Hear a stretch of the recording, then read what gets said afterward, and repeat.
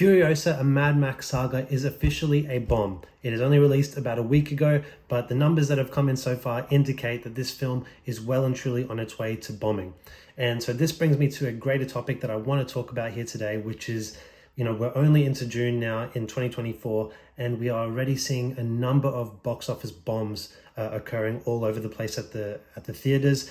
The people are not returning to the cinemas post-COVID. It is clear now, and I think something is happening right now at this moment with these recent releases I'm going to cover here today. It's showing that there's something happening because people are simply rejecting brand recognition names when it comes to these new releases. Now, we're not talking about brand recognition to the likes of a Star Wars or a Marvel, but films that they are clearly branding in a certain way to try and get people to come to the cinema. So starting off, as I mentioned, Furiosa, a Mad Max saga, obviously part of the Mad Max franchise.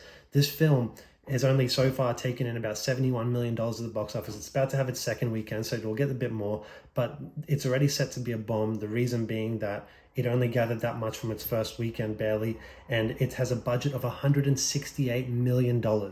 So this film, when you factor in marketing to that, you have to account for at least another $100 million of marketing. This is a film that needs to make at least about $450 million just to break even. And it's not even close to that. And it's not going to finish anywhere near close to that. It's looking like it'll be lucky to finish maybe somewhere around the $200 million mark when all's said and done. And so that right there showing you this film is ready to bomb, I should say. And if we look at another recent one, The Fall Guy, a film I actually quite enjoyed. I didn't see Furiosa, I haven't seen it yet, but The Fall Guy, I actually really enjoyed this film and I gave a solid review. But again, it's only made about $147 million, and it's already available on digital to basically rent or buy from home. So, and that happened only about a few weeks after its release. So again, only made $147 million, and its budget was $150 million. So it hasn't even met its budget yet in terms of what it's made. But to talk about, 150 budget, looking at least $100 million in marketing, that's $250 outlaid. So you're somewhere between 450 to 500 to break even. It's not coming anywhere near close to that. And it's going to make some return on the digital release, obviously being such a close one to the original theatrical release. But it's clear that it's a bomb. Like, this is a big bomb. And again, the issue is the budget. In isolation, $147 million for an action rom-com is decent. That should be fine. That should be a nice little chunk of change. That movie shouldn't cost more than $30-40 million to make. And I saw the film. There was a lot of practical effects, a lot of things going on. It's not CGI heavy or anything like that. Obviously, it's got two big stars in it, in Ryan Gosling and Emily Blunt, but there's no reason for that film to cost $150 million to make. I have no idea where that money is going, but it is clear that the box office takings, yes, are suffering and they are diminishing, but the budgets are out of control. And to bring you to another example of a film that is teetering on being a bomb, and that is Kingdom of the Planet of the Apes. Again, another film that I quite enjoyed. I thought it was solid. Cost $160 million to make. Now this one's faring better. It's currently at $305 million and still bringing in the dollars. So this film could kind of get to that maybe $400 million mark when all is said and done. And now, so if that one, even then, that would kind of constitute it being a flop because it's cost $160 million to make. And, again, at least $100 million for marketing. That's $260 outlaid. As I said, that's about a $450 to $500 film that is box office that is required to just break even. And it's not going to reach that point. And again, that is a franchise that has brand recognition. People know the name Planet of the Apes. It's not as big as a Star Wars or a Marvel, but people know it. And the previous films were well respected, well reviewed, and did decently well at the box office, made a good chunk of change. But this one is just not heading in that direction. And we're seeing a pattern here. We're seeing a pattern here that on one end, less people are coming to cinemas. On the other end, these budgets are out of control. Now, $160 million for that film, I can see more of it because it is very CG heavy, obviously with what they do with the motion capture with the apes. So that one, to me, the budget is most valid in terms of why it costs so much to make. But that said, I think they were still very much betting on the film bringing in more than what is made so far in only $300 million. That's a slow opening, and it's starting to teeter off. Obviously, it's been out for a few weeks now, so it's just going to make less and less and less, but we'll see. But that one's the least of the problems of those big three. But if we just talk about this year so far, You know, we can point out a few other bombs. Ghostbusters Frozen Empire made $200 million. I think that film cost about 100 or so, 110 or so to make. So that's a bomb there. If I'm looking down the list, if I know that one cost over 100 million to make, it has made 110 so far. It's still early days, but I can't see that one. It might break even. It might get somewhere around that point. What else we look at? Madden Web. We know that's a flop. It only made $100 million. That is a massive flop. Argyle, that one is a very expensive movie. I think it cost maybe close to 200 million and it only made 96 million at the box office. Challenges is another one that I believe is set to flop. Only 86 million it's made off of a budget that maybe in that 40 to 50 range. So there's flops abound everywhere. I'm talking about films that are only in the top 20 for box office takings so far this year. Obviously, we still got, you know, the whole summer ahead of us, some big releases anticipated to come, like Deadpool, Wolverine, Inside Out, and I think there's a Despicable Me 4, and a bunch of other films that could, you know, do a lot better. But there is a trend that is going on where people are just not showing up for films anymore, even when they have good word of mouth. Fall Guy had good word of mouth. Kingdom of Planet of the Apes, solid word of mouth. Even Furiosa, from all I'm hearing, it has more positive than negative reviews. They're getting good reviews and they've got good actors in them.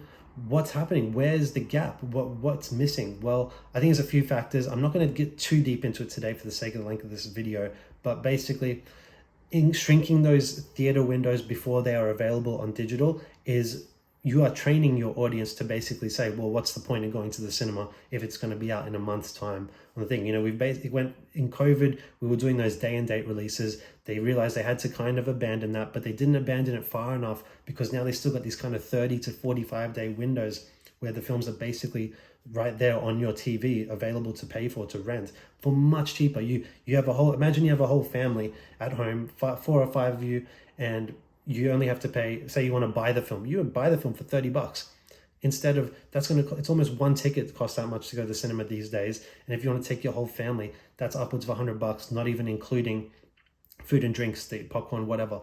That kind of night out is insane. And you can't pause the film, you can't do that. So everything's working against them in that regard by going down that track. They are taking away the allure of the cinema by just focusing on comfort and these sorts of things and pushing it into people's homes faster and faster. And it's just diminishing the theater experience and what it's all about.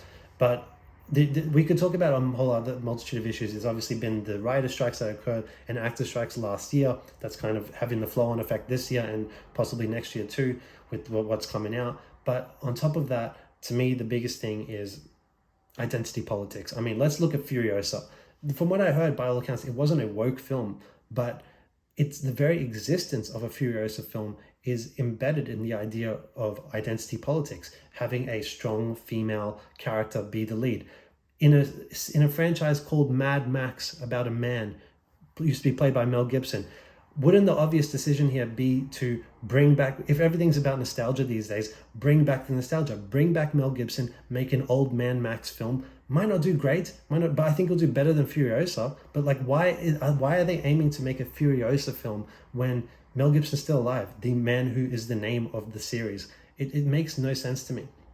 But it's like, it's just crazy what the decisions they made. And they're doing this with so many franchises now where they're focusing on identity politics, race swapping characters, gender swapping, all these sorts of things, injecting their own ideologies, but doesn't fit, and it's not what people want.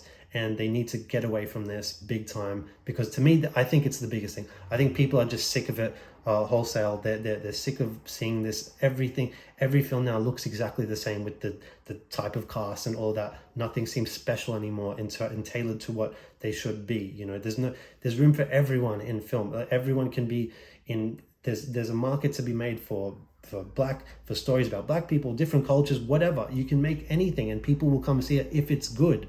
But instead they're taking the short route. They're just taking these established franchises, trying to tack on their ideologies onto it, injecting their own people and whatever into it, because they know they don't have the confidence to think that they can strive on their own. So they got to try and latch onto something and try and build something out of that. And it's terrible, and it's bringing down the whole industry. And as a big factor, it's not the only factor, as I said, there's a whole multitude of things going on, but I think it's one of the central ones for sure. And so yeah, there's big box office bombs abound at the moment, and we're only halfway through the year. Who knows what's still to come? I think the biggest barometer for this year of how people are feeling about big franchises will be Deadpool and Wolverine, because yes, that's an R-rated film. It's not going to make $2 billion like a No Way Home, but it's got, you got Ryan Reynolds as Deadpool, you got Hugh Jackman as Wolverine. That is big money right there, and it's going to draw in the crowds. And I think it's going to do really well. But how well, if it doesn't cross $1 billion, if that film does not cross $1 billion, I think we could kind of assess it as being a failure. I think that would be a fair kind of thing to say. It sounds crazy to say a film should make $1 billion, but when you look at the billing for that film and who's in it and what they're offering, it should be $1 billion film. And if it doesn't, then we're kind of looking at a certain fatigue going on here, not just with superhero films, but with films in general. So yeah, look, that's all I want to talk about today. I'm not going to go on much more than that. But yeah, big issues, big concerns going on with the film industry at the moment. Hollywood should be shaking in their shoes. They should be looking to change course and do whatever they can to bring back audiences and just establish that norm once again of, the theater experience, waiting a few months before you're available to get it on Blu-ray or to get on digital, whatever. They need to get back to that method and also get rid of the identity politics stuff. So that's all I want to talk about today, guys. Thank you all for watching. I appreciate it. If you enjoyed this video, please give it a like and subscribe to my channel. Post all your thoughts in the comments section below. I'd love to hear them all, and we'll talk to you next time. Bye.